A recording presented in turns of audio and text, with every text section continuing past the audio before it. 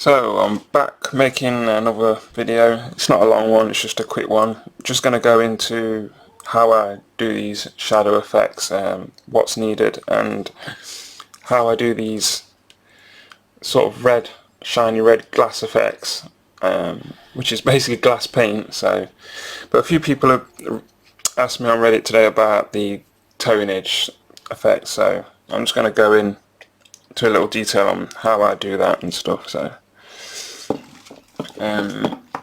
Obviously, to do those effects, you're going to need an airbrush.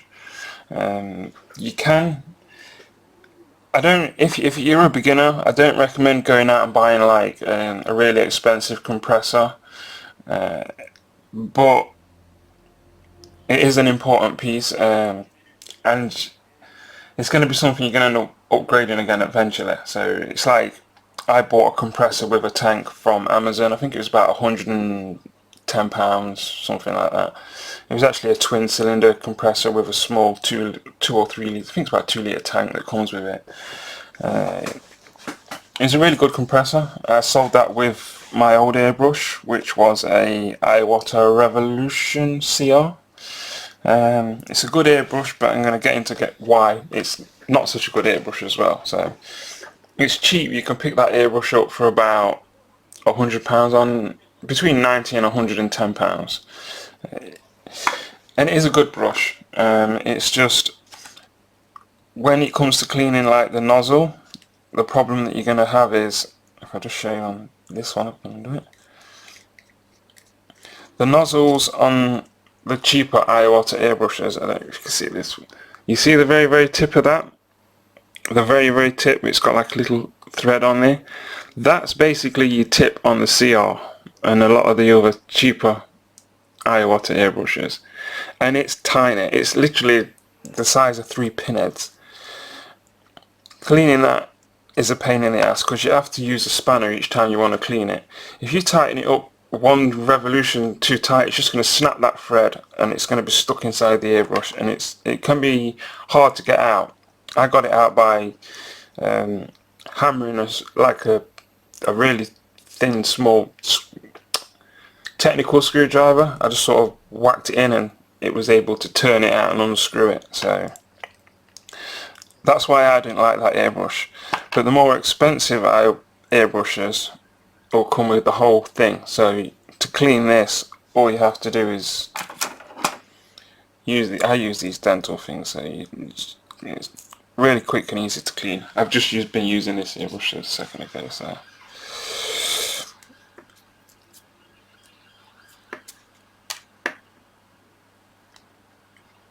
So that's why I don't like to buy the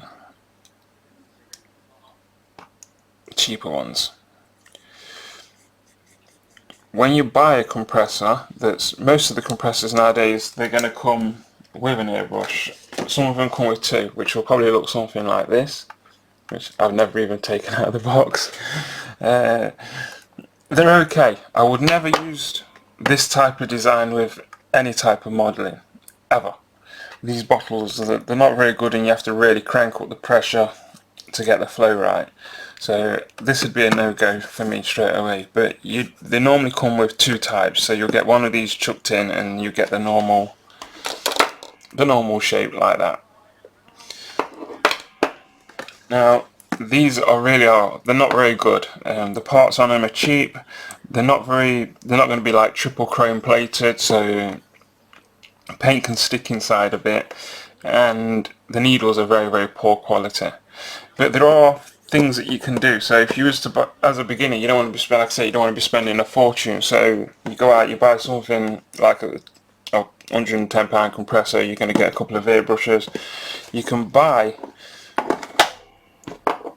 a needle for one of these. So if it comes with like a 0.3 and a 0.5 needle or something, you can order a 0.3 and a 0.5 H&S needle, which is going to be far superior quality, and you can most of the time you can fit those needles inside these cheaper airbrushes, which is going to improve it a lot, because like I say, the needles are just poor quality. They're made of soft metal, they bend, Sometimes they even split. If you get a magnifying glass and look at the end of the needle, it's like it's in two. It's like it's just split. So you definitely get what you pay for with airbrushes. That's for certain. And the same goes for the compressors, really. So these are the two airbrushes that I use. This is a Iwata Eclipse SBS, HB SBS. Comes with a pretty small side cup. I like this one for doing more details. I believe it comes with a 0.3 needle.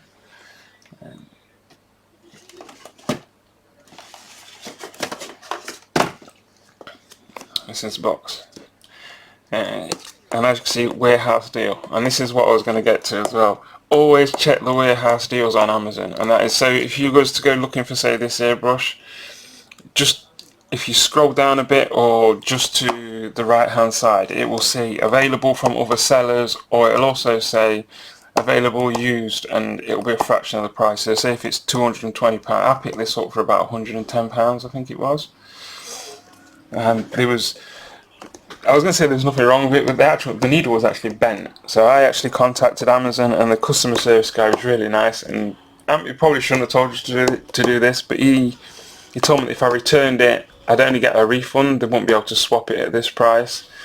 So he actually did the order for me as well. He ordered the needle for this, which I think it was only about £18 or something. But he ordered the needle, and he told me to just switch the needle over when it arrived and just send it back as defective. So that's what I did. Yeah, you're not supposed to do that sort of thing, but he said do it, so that's what I did. So, but I really do like this airbrush because of the side cup. So for precision stuff, you can hold on to the cup, because I have medical conditions, one of which is quite severe. I have to take a lot of painkillers and stuff, and if I've been working on a model for, say, an hour and a half, I can be in quite a bit of pain, and it makes you sort of not, it's a bit shaky. So being able to use two hands and brace yourself, it's really good for just adding those fine details. And then the control on this airbrush is really, really fantastic. It's an amazing airbrush at a really, really decent price.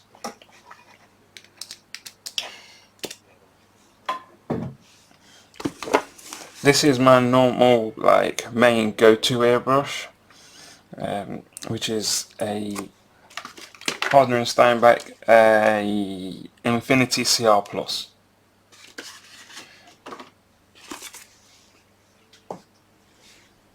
The reason why I like this airbrush is because it's quick to clean, and it's a good one for beginners. It also comes as you can buy it as a 2-in-1 kit, so you can get like a really fine needle for doing really fine detailed work, and you also get the standard 0.4. But well, it's not a huge benefit, but the major benefit is the nozzles. That's your nozzle. So as you can see, if you drop it, it's not gone forever, and you're not going to be spending out a lot of money getting replacements. And it's really, really easy to clean. It takes just a couple of moments. You don't have to take this back bit off, but it only normally takes one turn and it's off. So if I was, this is a 0.6, but if I needed to go for a finer detail, as you can see, all I did was flip that front off, you pull that needle out, put in your replacement, next needle down,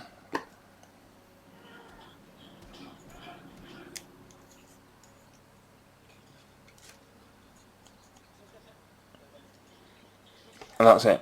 You're ready to paint at either a much thicker level or thinner level, you know what I mean? It's high detail, low detail.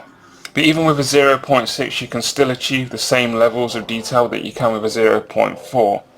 There's just more benefits to a 0.6 needle, such as if I wanted to prime this with a 0.4, it's going to take 3 times longer than what it will do with a 0.6, because 0.6 just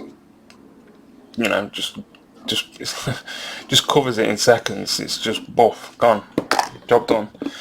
But you can also use things like your enamel filler primers, which are a lot thicker, and obviously they've got particles in there. If you do upgrade to a 0.6 needle, you're probably going to want to get a bigger cup as well, so you're not permanently filling it up, which you can do.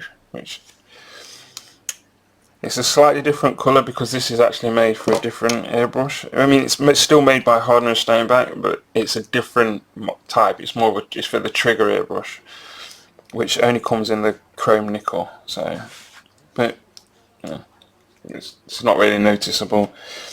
And with that big cup, it means you're not having, when you're priming or glossing, matte coating or whatever, you don't have to. It can be a bit annoying when you're having to pop caps all the time and unscrew lids, put them back on. So I find having a bigger cup works good for me. And what I don't use, I can just pour straight back into the bottle.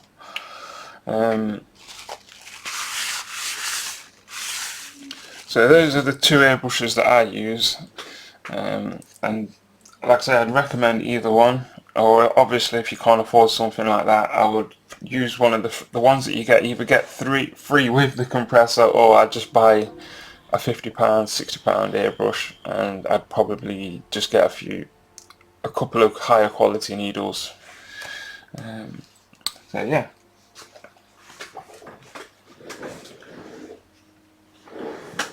I also strongly recommend something like this, which are quick release couplings.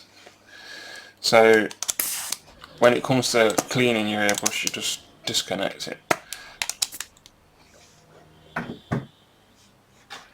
And these you can pick up on Amazon or eBay. They're not very expensive. Some of them come with these Mac valve things which you can change the pressure. So instead of me having to use the actual turner here to change the pressure, you can just change it here. Both brands do one that connects in here, which you can get, but they're about between £30 and £50. And to be honest with you, I've never actually I think I've used it maybe once. You can, for a beginner, if you're going to do fine lines or a line that's going to a point or getting bigger, you have to go in closer, and that means you can get spidering out. But if you can control the Mac valve good enough, you can actually just do a straight line and then just lower the pressure by quite a bit, and the line just gets thinner or thicker depending on which way you're turning it. So it's not supposed to be done that way, but you know, if you're using watered down paint or watered down solution, it's definitely just another little thing that you can do. So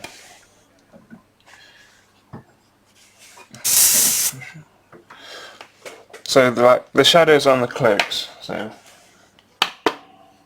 this is just this is actually part of one of the Batman models.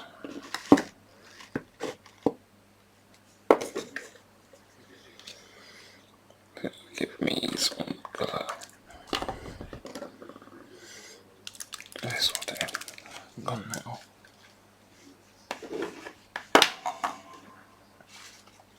Always make sure that you clean these tops as well before you put it into the airbrush, because if you leave it with a little bit of crap around the top, then it's very easy for particles to fall in.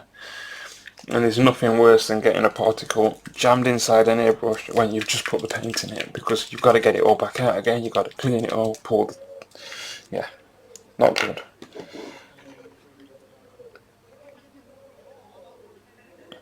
It only needs a drop, so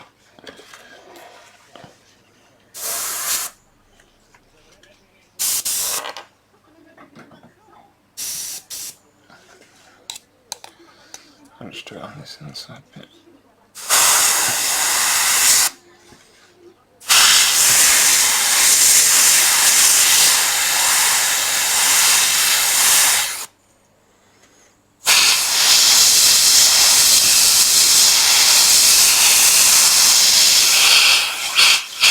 This paint's really thin actually.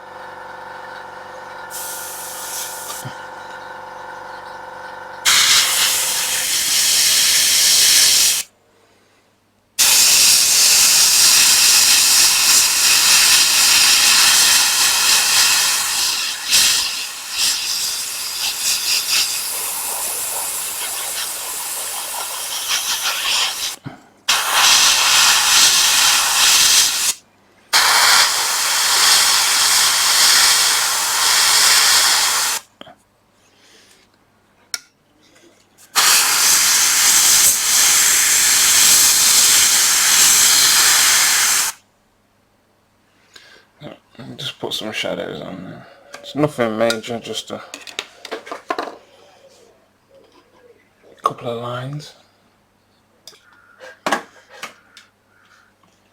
I'm just going to put a bit of red. I'll just put a bit of red in here.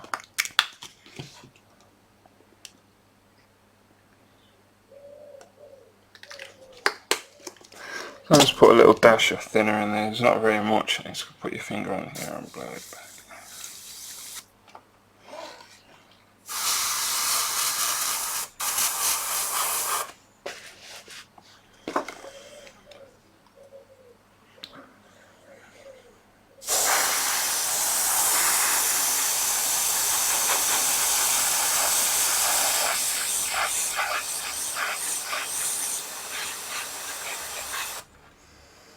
You're just lightly spraying over it. You're not going heavy.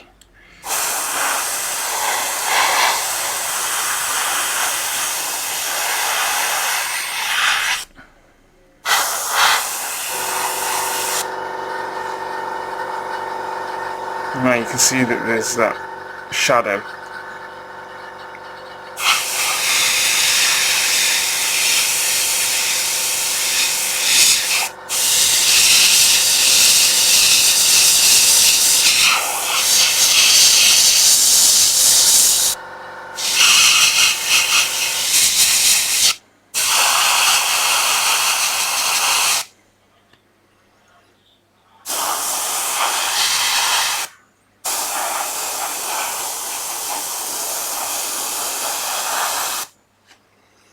So yeah, that's how you do this. It's the same on this cloak. It don't matter what colour you're using. It shows up a little bit more on red. Obviously, if you wanted to have less shadows, you would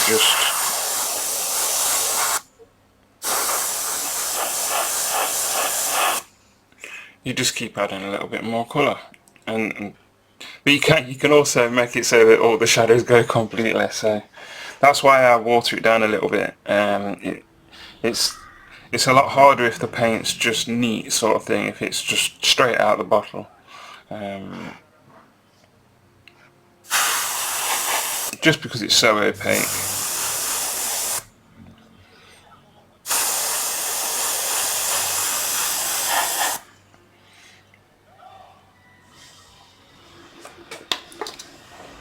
So yeah, that's the shadowing technique, or rather part of it. Once this is dry, you would then go over this with either a wash or another colour just to bring out those shadows a little bit more and make them stand out.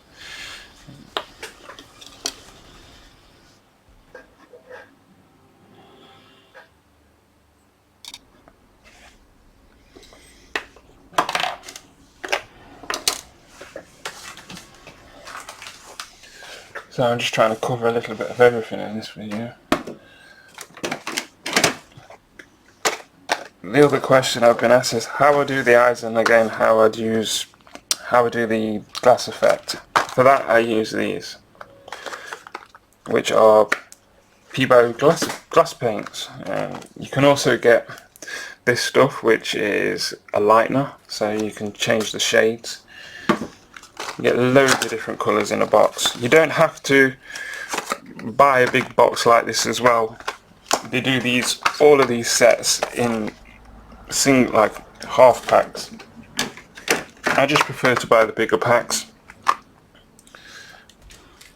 But this really is great stuff. So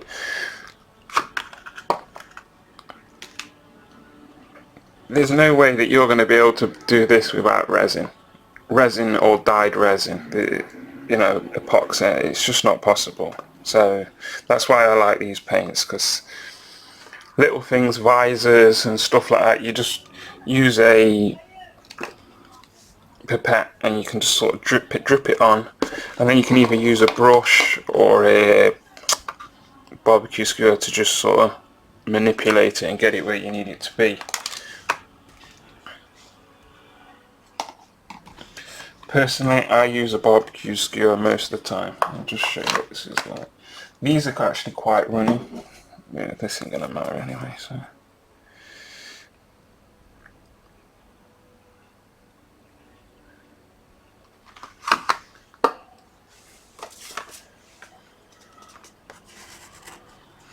and that's what some looks like that I put out earlier. As you can see, it's perfect. It's like glass. It's used for they're used for like making stained glass windows, rather modern, crappy stained glass windows, because they don't make them like they used to anymore. Well, some people do actually. That's not true. Actually. It's a dying art.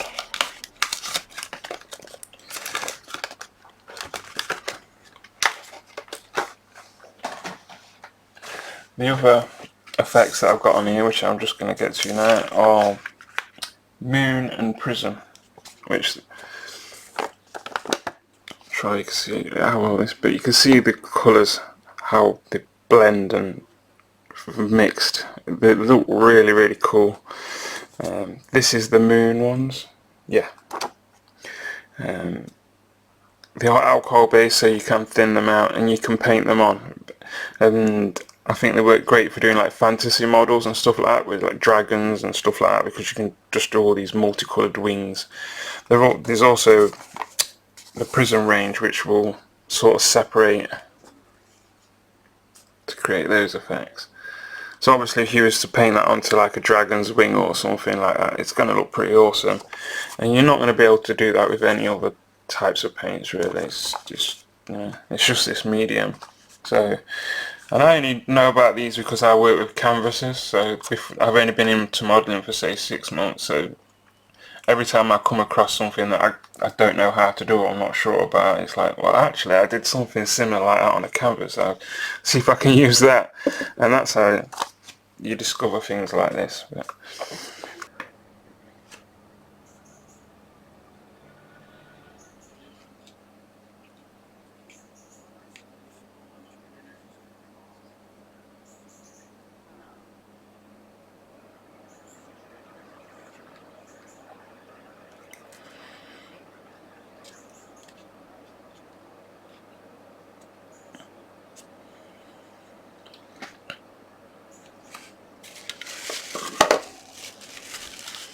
I think that's showing up much better.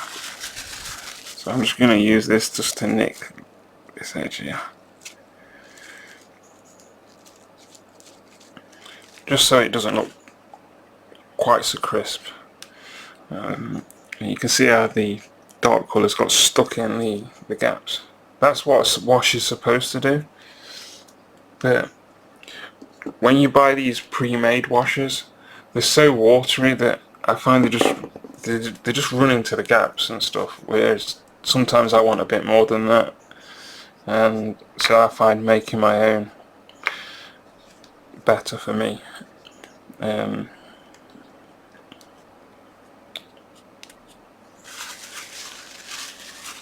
Always one little bit. Someone asked if does it bother me when you like go wrong? No, because no matter what you go wrong, you can always put it right. I'm just going to switch to a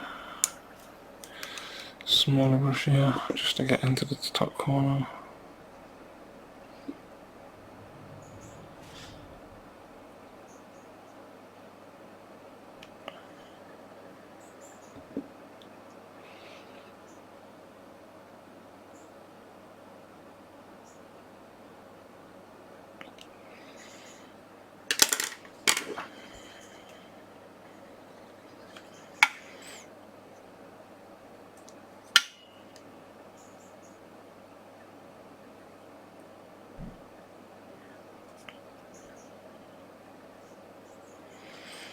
Because these are so watery, you want to make sure they don't run all over your model. This is again, this is probably twice as thick as a normal wash, like what you'd buy pre-made, and it's still running.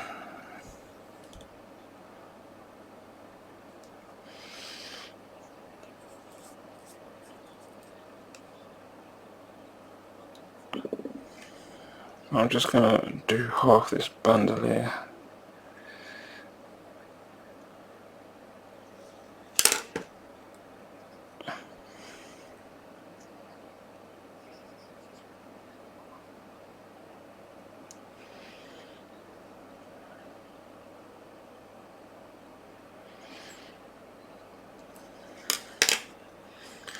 I'm just going to take my thing out.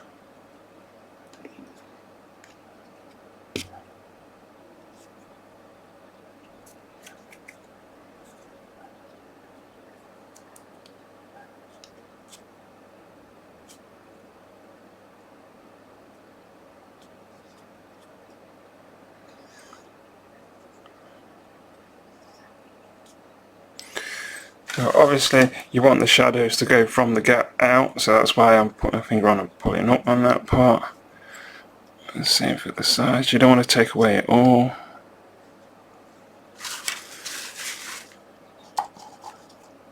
That's when these come into.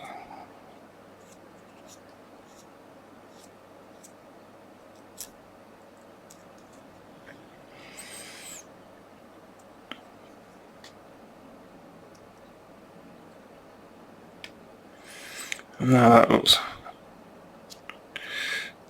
nice and worn.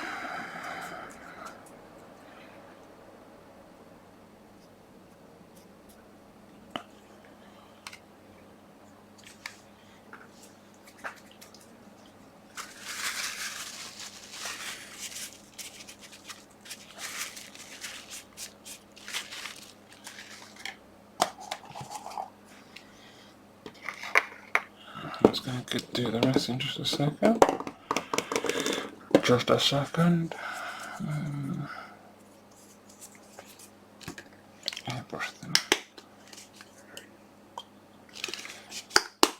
So if you notice that you've ever gone over something and you want to get rid of it,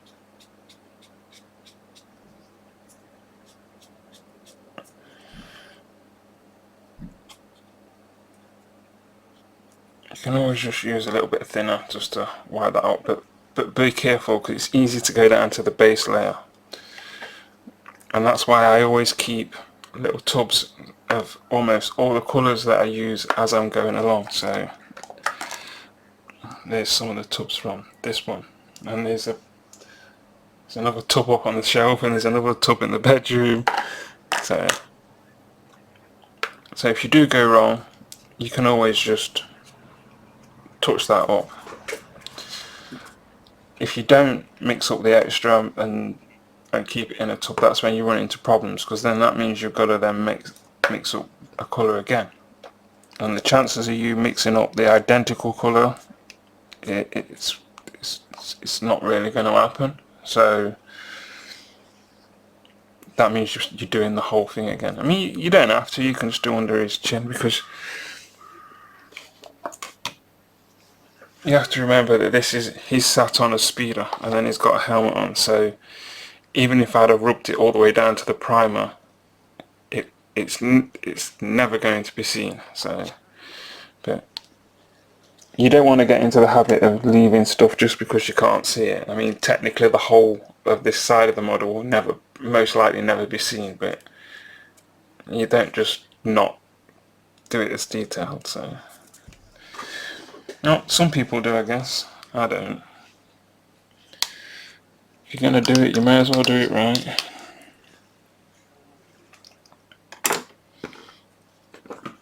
I'm getting paint on everything.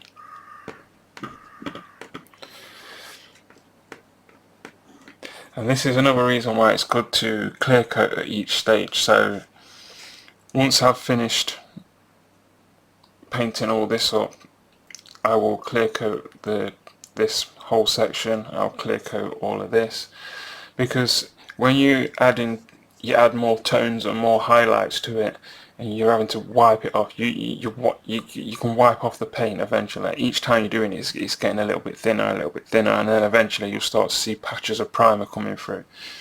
So by spraying it with an enamel clear coat, either matte, I mean, normal clear coat is just it's matte anyway until you spray on a lot. Even this, it says matte clear coat, but if you spray it on heavy, it's going to dry shiny. So you have to use it sparingly. If obviously if something does go shiny, obviously you don't want it to be shiny. Let it dry and then just dust over it with another coat. It's the reason why it's gone shiny is, like I say, it's because you've oversprayed it.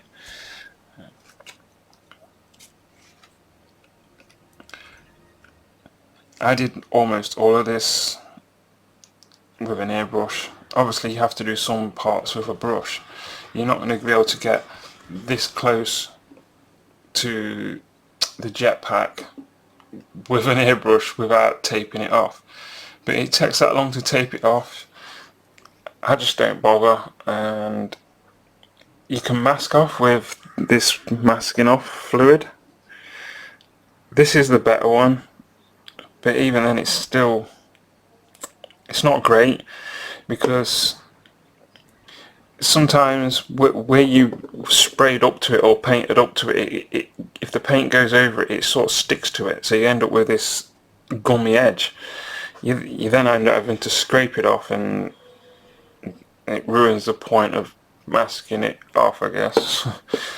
Like I say, this also takes a bit of time to dry, so, and again, if you've not clear coated, if I was to put this on here, then paint round it, when I'm rubbing this off, there's a chance I can rub off the paint. So rather than do that, I just clear coat everything. Then when I'm spraying something next to it and it goes over that, you can just wipe it off, because acrylic paint will wipe off an enamel surface with very little effort, really. So that's what I do. Well, when I first started out painting this, it was just like a massive overspray all over the place. It's only when you start to tidy it off that it starts to come together. Just like these gun things for his rifle. Touching these back up with the silver is going to be absolutely no problem whatsoever. What's going to be more difficult is if I was to took my time and gone around them all. You're going to have to paint the little lip of the leather, and you're not going to be able to do that really without getting some paint somewhere, so I just slap it on there and clean it up later. Because things like these little silver caps, these will be like the last final touches that I'd do anyway, so.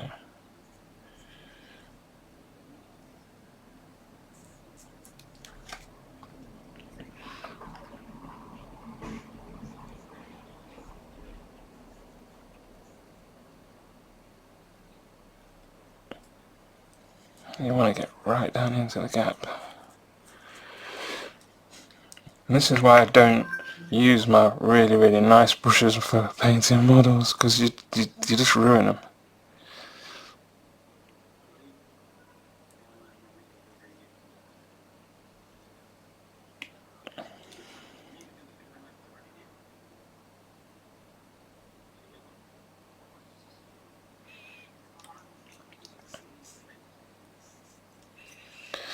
Never worry too much about joining edges, because if it goes over slightly, it's not a big deal, because once this has been all clear coated again and it's getting to those final stages, I'll probably water down some charcoal powder, and probably most likely paint over everything with a really big brush, and then just spend half an hour wiping and cleaning everything up, and it will just collect in all these little gaps, it will collect in these little edges here. So where you've not married the edges, the gaps together perfectly, it's not going to make any difference. So there you go, I'm just wiping it off.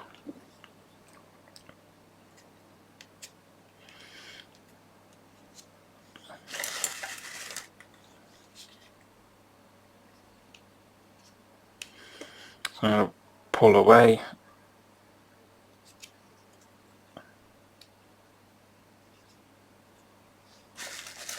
I don't want to take all this dirt off. You don't want to leave a fingerprint in it there. That's nice. That's looking good.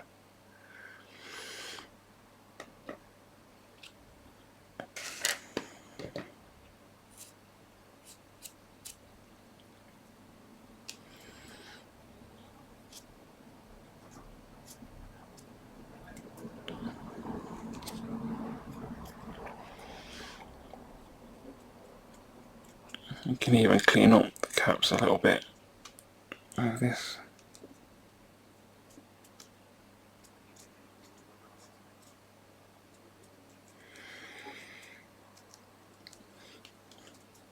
I'm not going to wipe it, I'm just going to sort of stab at it a little bit, spread a bit of this colour a bit.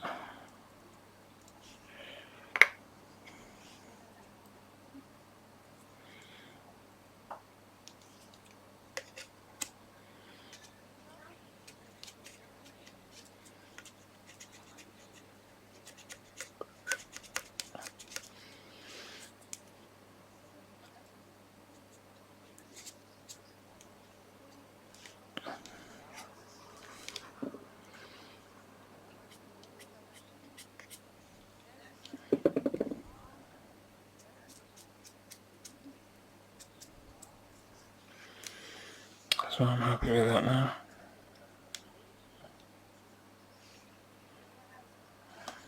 I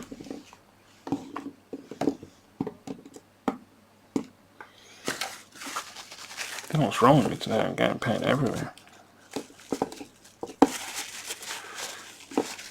12-year-olds finger painting class.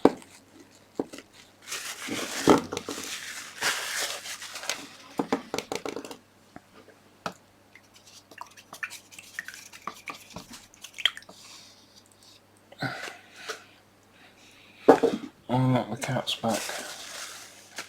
Use all the coating.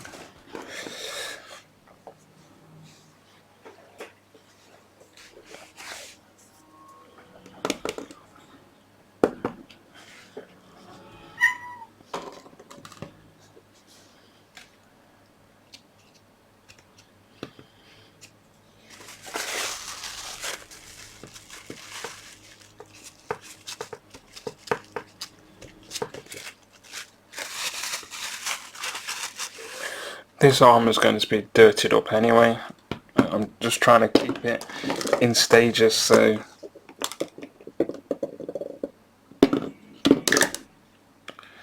it doesn't end up in a mess.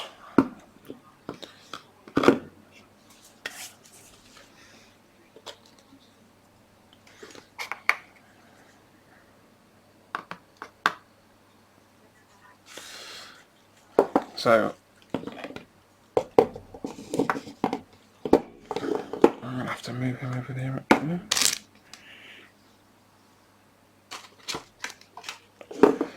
I need to seal this so that I can start adding more layers on there, more textures on there, more shadows. But this is another thing I'm bringing up with the why don't you mask off. If I had to take this now and mask off here, and when, no matter how lightly you do it, if this hasn't been sealed with an enamel, as soon as you pull this off, it's just going to rip all the effects off and it'll just leave it as bare metal. And you're starting again. And it will do that. On the inside of his legs, a prime example. That big rip-off bit was, and if you can see there's a colour change. The reason why I've not bothered about that is because once this is actually glued to the model, it's touching the speeder, so it's impossible, it's irrelevant. But it still pissed me off when it happened, because I was lucky again because I saved enough of the colour. There was only just barely enough left. But when I pulled the tape off, because like I say, I don't normally mask off, but I wanted to get a decent line around here, so I just thought it's straightforward, it's just a straight edge, so simple, just tape it off. And pulling it off, and it just pulled every single bit of paint off it. So this is, like I say, this is the second time this has been painted. And when you panel lining as well, you really don't want that to be happening. And for those that don't know what panel lining is, when I've painted this silver, or this red, it would just be red on silver. But if you look at it closely, you can see that there's darker areas, there's shadows. That's because when it was silver, so I painted it silver, and then I took the airbrush and I sprayed around the edges, so it's like a box of, and there's just a clear bit in the middle, and you do that all the way around, and then once that's dry and you spray the red burgundy colour on there, you end up with a dark tone towards the edge, which is what you get in natural sort of corners and edges. So that's how you do that. In modelling terms, apparently they call it panel lining. It's very big in Gunpla, is it? Where they paint the robots.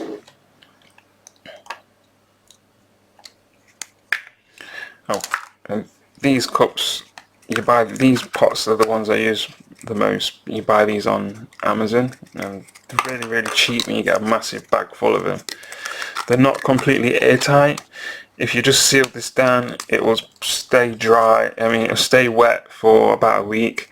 But normally what I do, if I know that I'm going to be working on something for a while, I just run around the outside with a bit of tape, a bit of this insulated stuff, and it lasts months. So, but that's why I use these basically, so that whenever I make up any colour, I always make sure that I do it in one of these normally. If it's for a biggish area, I always do a little bit more than what's needed, just so that if I have to come back and do those annoying touch-ups, it's not such of a big deal. People ask how I airbrush without the overspray. Well,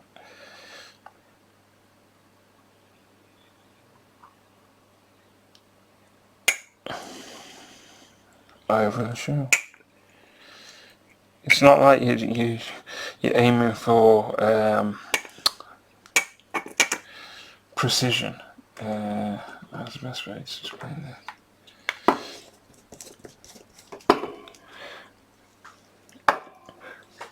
For me, if I want to stop some overspray, I'd sooner just use a bit of paper, and I'll just hold it over the area so it just don't get covered. Or I'll use my hands, which would normally I'd have gloves on, but I can't have gloves on today because I've got to keep stopping and touching other stuff. And so this is cellulose thinner.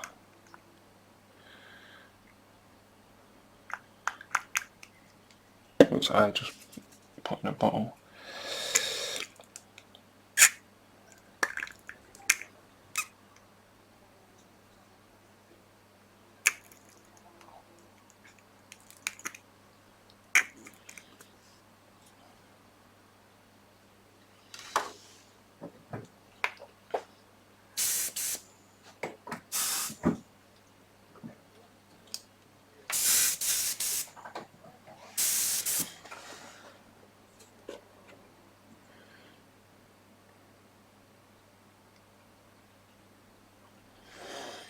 I'm just not going to put much in this.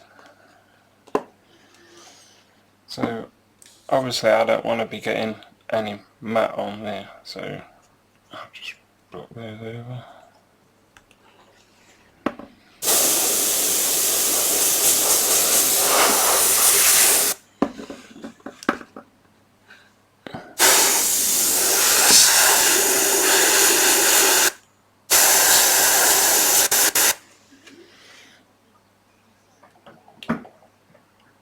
What is it? I always manage to get paint somewhere else.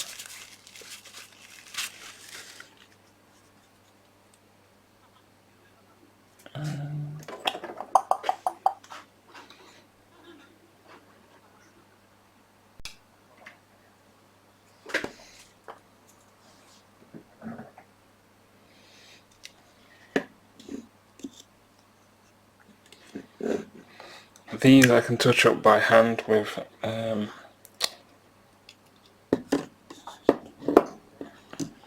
normal glass clamp.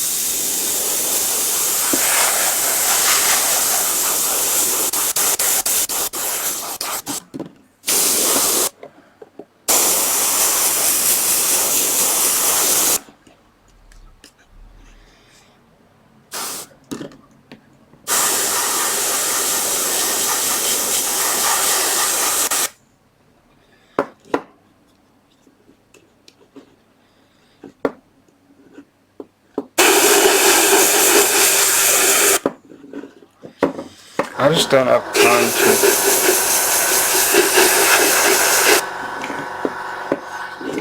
to play about with tape and stuff.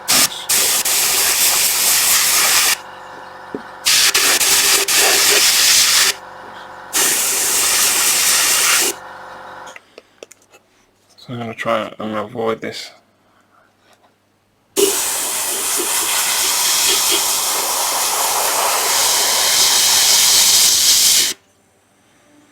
See, I've managed to completely avoid the belt buckle, and now I'm going to go underneath the buckle in just a second.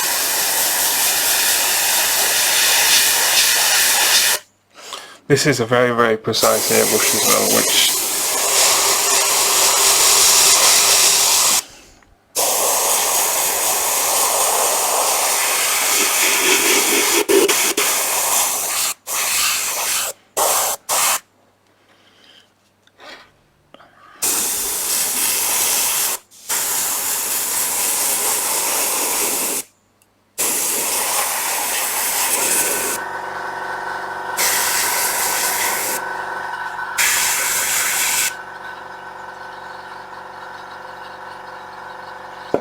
just making my way around the outside of that.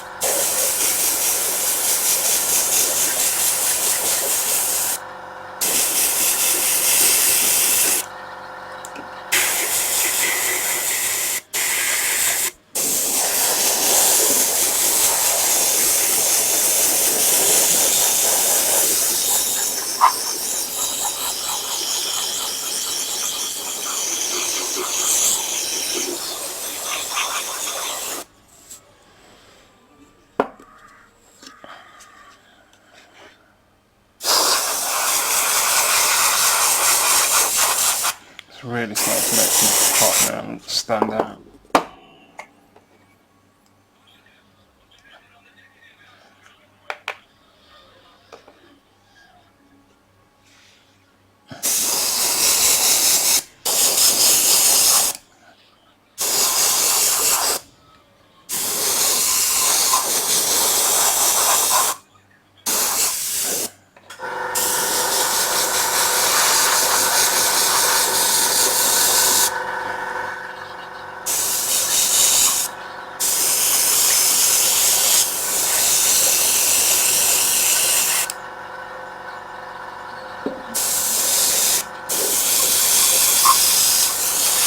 It doesn't matter if you go wrong or get the wrong bit, you can always go back. That's one of the main benefits to airbrushing over paintbrush.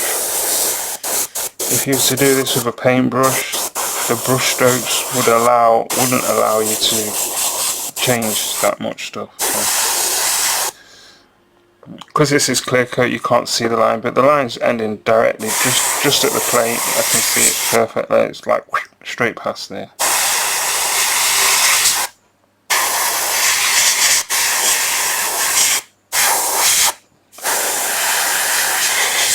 In fact, I'm not going to need to cover this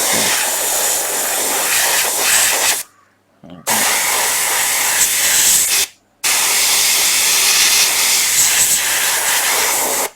There might be a tad bit of overspray.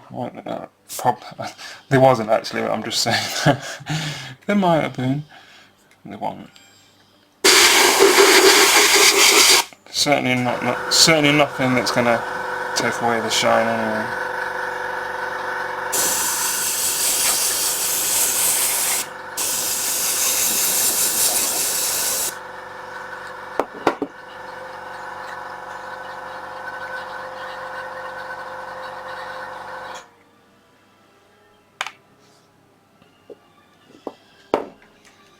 Not sure if you can hear that in the background, there's Stargate on.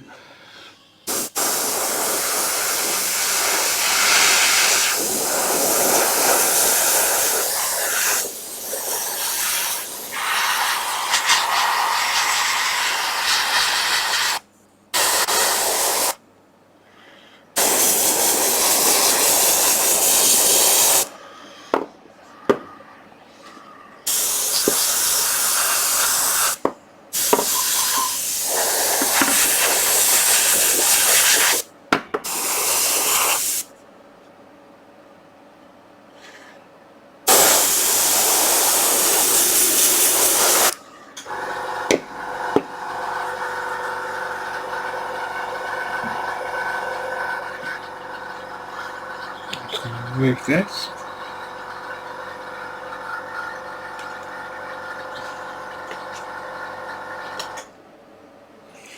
So I've got my phone on, and so someone's just messaged me, what compressor am I using? I'm using a TC2000.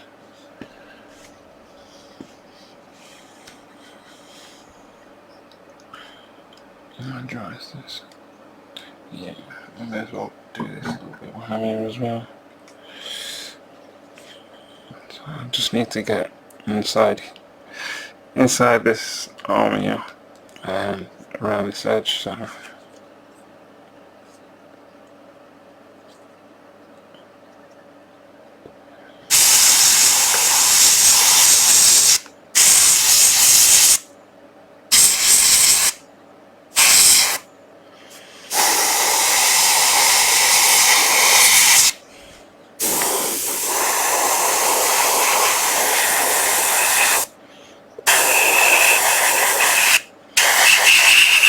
you want to keep the airbrush moving as well while doing it.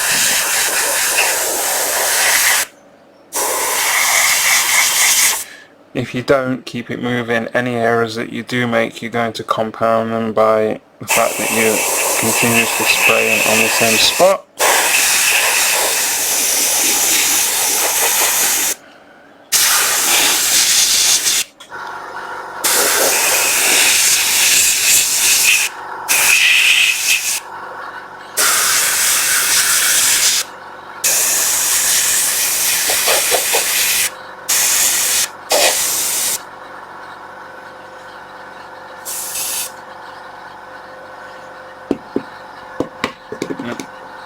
Oh, I should have took this off at the start. You get tip dry, which is where the enamel or paint dries to the tip. For that you just want to pull it off. Just remove the paint so the tips.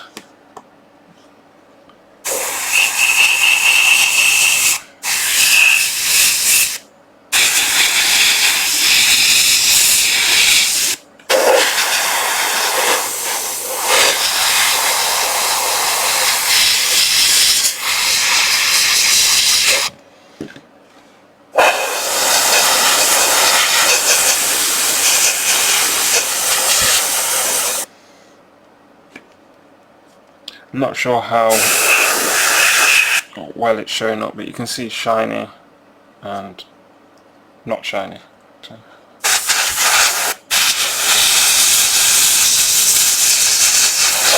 And I don't really have any like airbrush skills, like, you know, I've only been using it on a few models. You pick it up really quick. When you very first start, it's quite unnerving. And you feel like the paint's just going to go everywhere, and it normally does. So like you're aiming there and it just hits there, sort of thing. But once you sort of get stuck in and stop thinking about it, it's like second nature. It's like when someone chucks an apple at you, you don't have to think about catching it, you just do, and it's the same thing.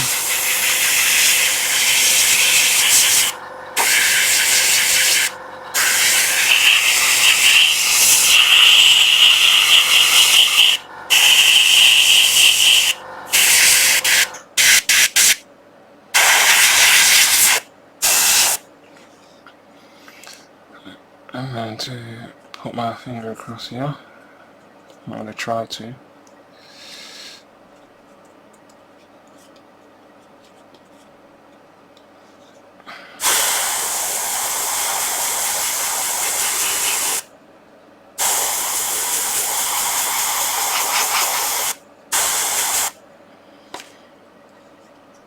And that's gone nice and matte now.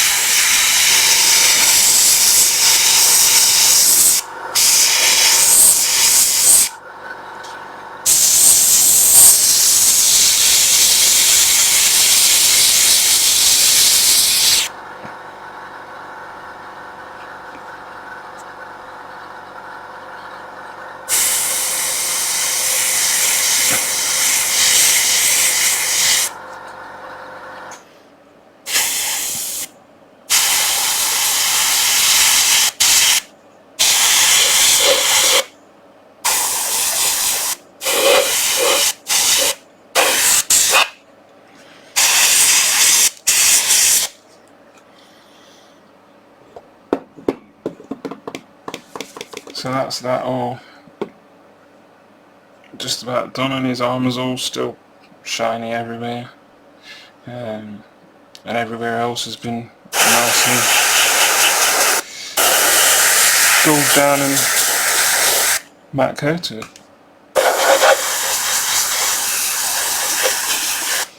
I mean, I'm not going to lie, I'm not going to say it's easy because it's not. I mean, when I very first picked it up, I'd say I was terrible. But it just becomes second, like I say, it becomes second nature sort of thing.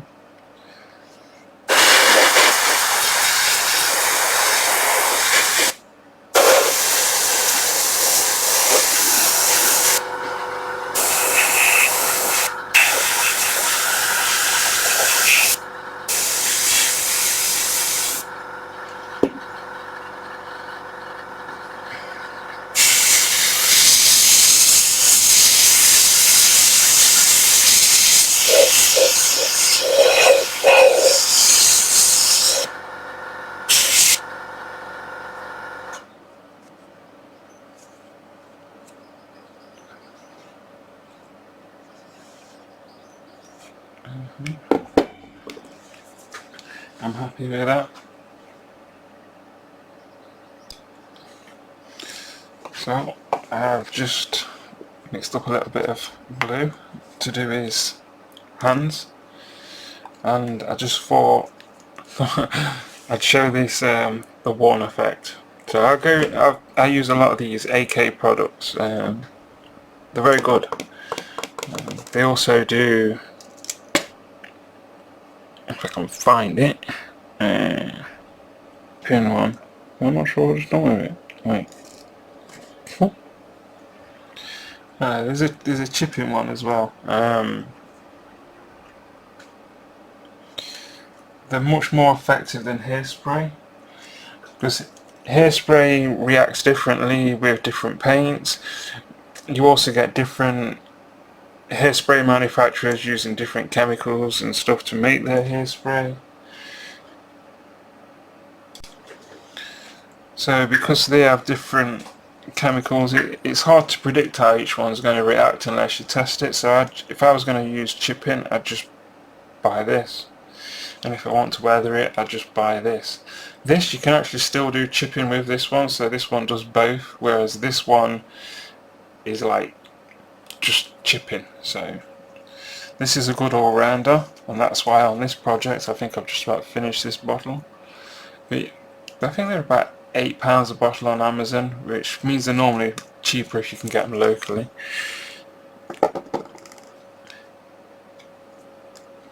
So I'll just do this side as well. So these are designed to be airbrushed on, but it don't really make any difference if you're going to airbrush it or paint it. Just don't go too over the top, but you want to make sure that you go over the edge slightly, because these triangles on his hands, they're not like badly chipped or anything, it's just got a tiny little bit of wear on there. So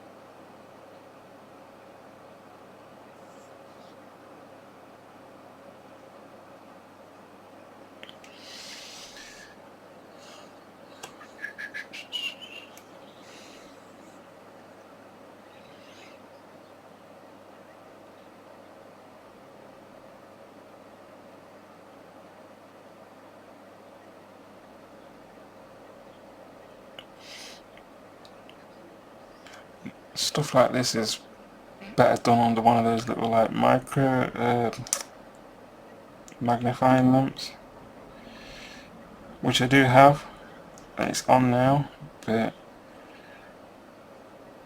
the magnifying glass sends me cockeyed if you I can't look through it. It reminds me of when I was like a kid and used to try on like your mum's glasses.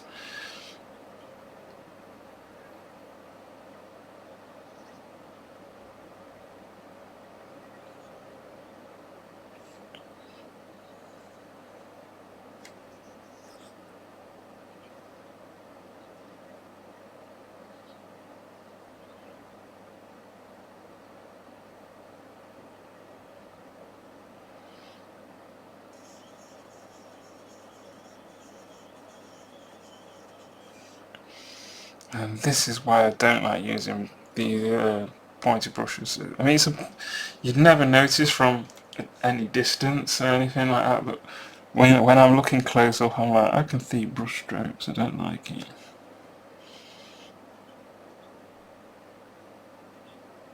I think the best paints in the world for not leaving brush strokes are Liquitex soft body acrylics. So I'm going to leave that to dry. They're absolutely fantastic. Amazing paints. That's not quite dry. These mediums, by the way, you can't leave them on. So once you've painted one of these on, you have to paint your colour on top the minute it dries. And by the minute, I mean you can't leave it 20 minutes and then paint on your top coat. So, like, I painted a couple of parts yesterday, and just literally just as it was finishing drying, I had to stop and have something to eat. 5 minutes, 10, 15, no, yeah, about 15 minutes, and then I came back, painted them, and it was all dry. So, I mean, it'll still come off, but you really are having to jab at it, and it just ruins brushes. So I normally buy bags of these cheap brushes from Amazon, like a couple of pounds for a bag of like 40 or 60 of them, and they're quite tough bristles, so it's good for doing the weathering technique. Even doing the weathering technique lightly on a normal brush, it's just going to ruin it. Like this brush, I only used it yesterday for it, just a tiny little bit, because I was lazy and I couldn't bother to go and get another brush, and that's dead now, so that's another brush in the bin.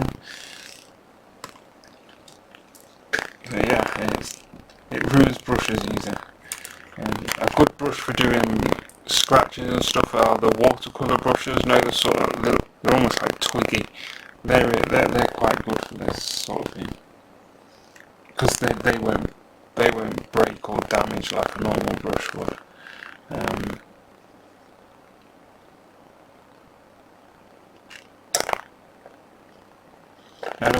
another thing for beginners is try not to ever let paint get down here. Once you get paint into the brush down here, it's ruined. It will just, the whole thing just sticks out, and you're not going to be able to get it out. I've got Rima, acetone, loads of chemicals, industrial chemicals, what people have given me over the years to clean brushes and stuff. Once you've got the paint up there, it's ruined. So, and by paint up there, I don't mean if you mix something up that it's ruined. If you if you let it dry or become stiff in any way. So if I was to just dump this in a pot of paint, leave it for say 15-20 minutes, then just give it a rinse out and then carry on, it's going to ruin it. You have to completely get all the paint out from the back of the brush.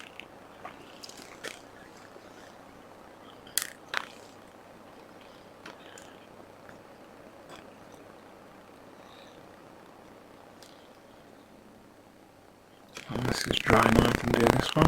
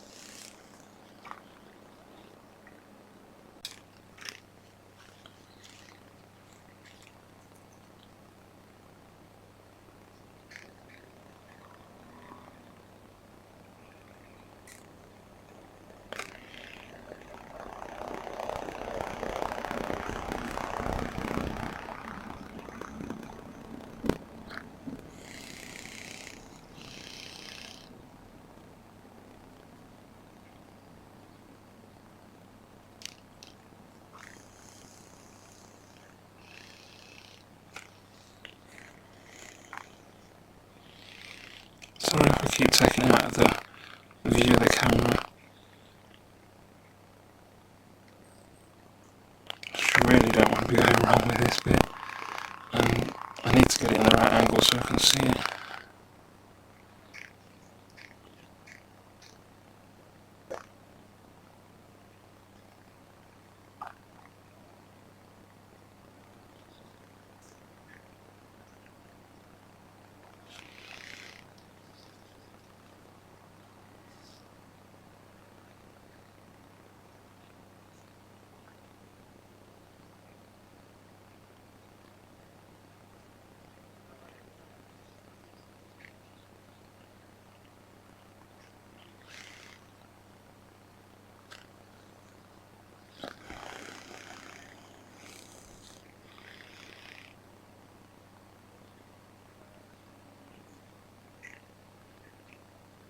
Yeah, because it was the way I shake all the time.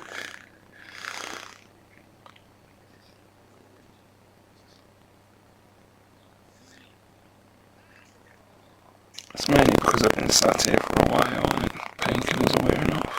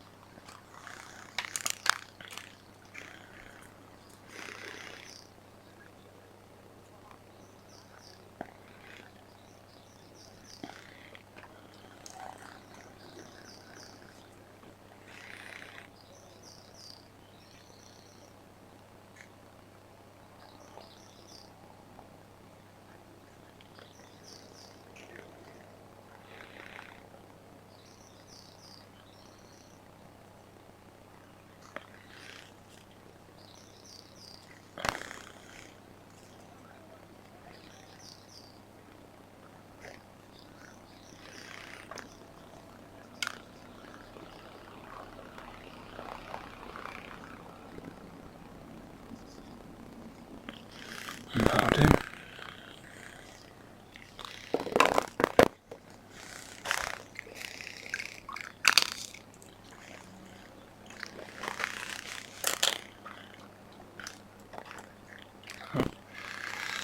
Okay, to this one, which is dried off. And I'm just gonna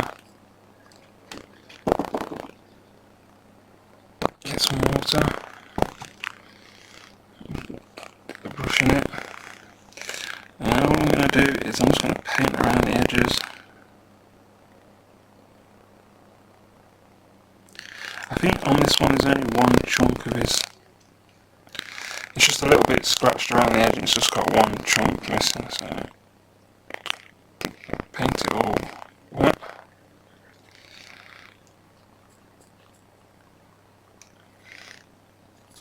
You have to keep washing it off in the brush because the blue will build up. There we go. Just very carefully.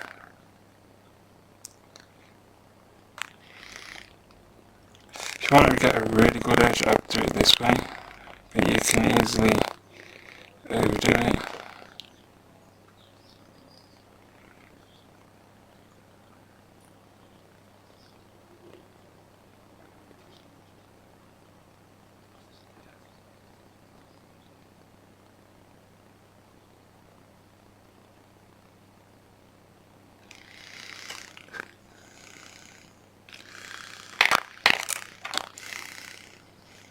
I'm going to get a bigger brush just to wipe off any sediment.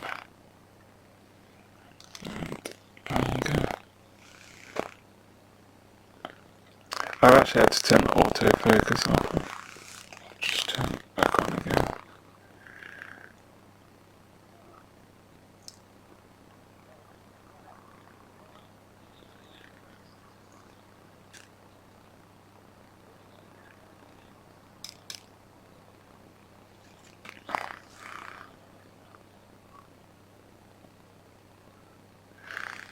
You see it's just a tiny bit chipping around the edge.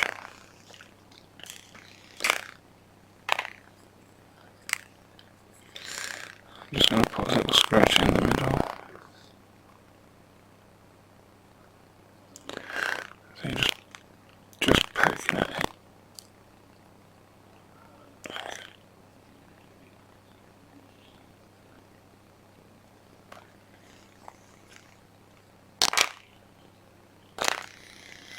Get a softer brush.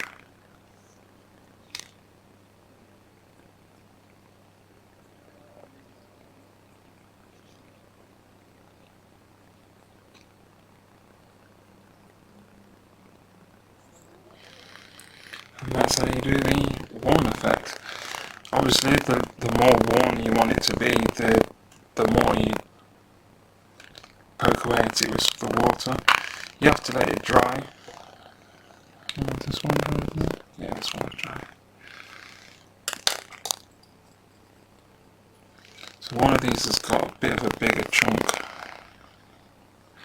missing, so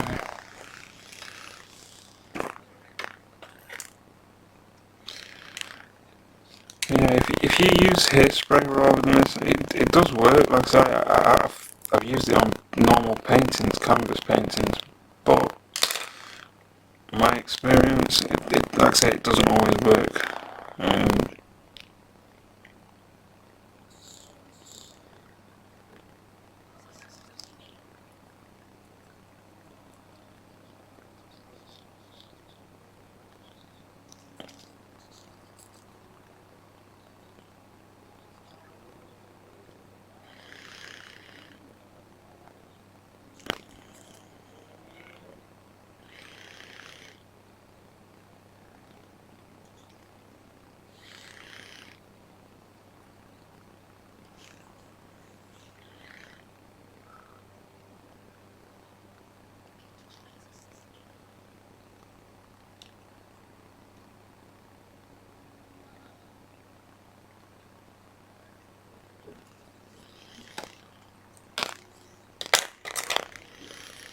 And then I'm just gonna wash this off.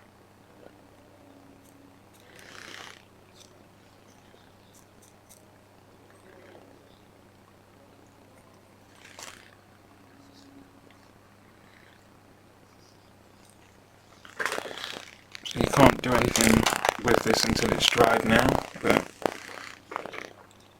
that's the other side.